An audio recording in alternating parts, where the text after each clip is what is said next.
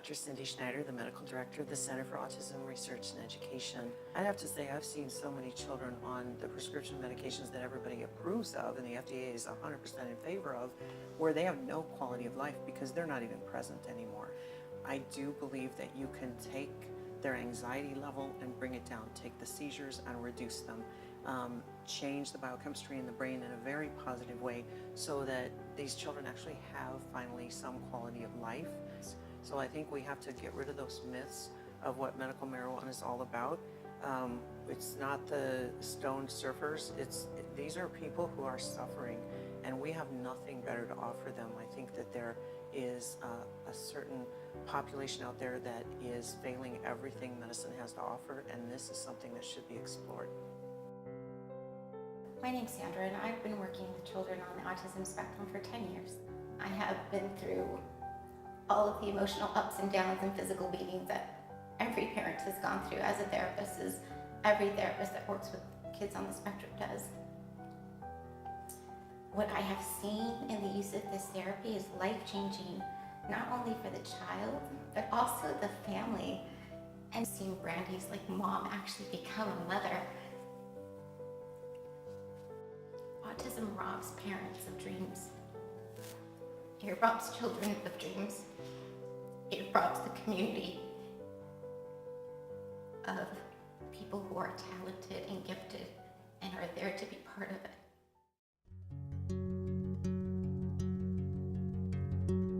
I'm Jennifer Welton and my son is Xander Welton. He was diagnosed with epilepsy back when he was 9 months old. We went through 22 different medications and combinations thereof, trying to get the seizures under control. We also did 2 brain surgeries. He would have seizures that would last a good 30 minutes, cycles of watching him suffer. Him turning blue, I think that was probably one of the hardest things, because you know that you're not supposed to turn blue. You know that people in your life, that's a really bad thing, brain damage and stuff. But watching your baby do it and then not being able to do anything to help. You know, at the end, the last 2 years before we lost him in September. But the 2 years prior to that loss, even the pharmaceutical emergency medications that could be given intravenously at the hospital didn't work for him. Cannabis really was one of those things that helped get his seizures to stop and to stop for long periods of time. I'm Lisa Helt, and my son is Mitchell Helt. He is 21 years old, and he's been diagnosed with autism. When he was 15, we probably had one of our worst episodes. It was a bag of unblown up balloons that he wanted to target, and I could tell this was going to be a bad scene. So we dropped them, and ran out the door. I went out the door. By the time we got to the car, he just banged his head into the back windshield, and he banged it so hard, and I was trying to stop him. And people were walking by, and they all thought that I was beating him because I was trying to stop him. We took him out, and the very next day, we tried our first medical marijuana from a friend. I ran into the bedroom because he was in such a bad mood, and I got a phone call. And so I was on the phone, and about 20 minutes later, I didn't hear anything. So I went to his room, and there he is sitting on his bed watching his iPad, and he's smiling. And it was the first time I'd seen him smile in forever. Do you think that it helps with something besides your seizures? Why? Yes. My name is Brandy Williams. I am the mother of Logan Simpson. Logan was diagnosed with autism in February of 2012, so just before his 3rd birthday. Logan started showing signs of aggression as soon as he had a full mouth of teeth. He liked to bite people really hard, and it broke the skin on several kids at daycare. So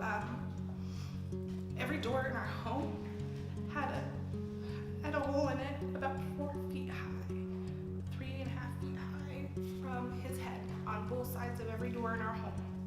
One of the bedroom doors got ripped off the hinges. Our metal front door had 30 dents in the door from his head.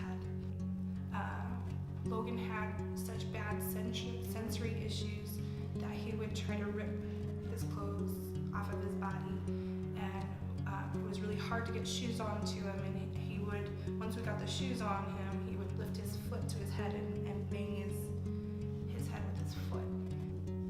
I felt like my job as a parent was a bodyguard, and when we gave my son cannabis, my role as a mother completely transformed from being a bodyguard to being a teacher. And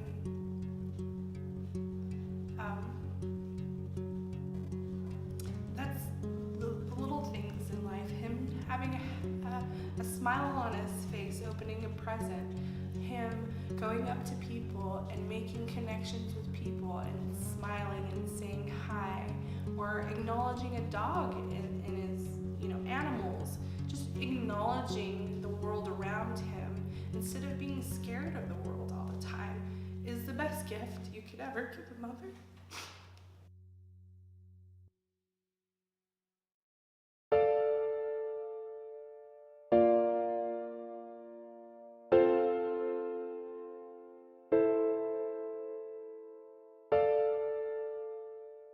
If we can improve the quality of my son's life at any capacity, that is worth everything.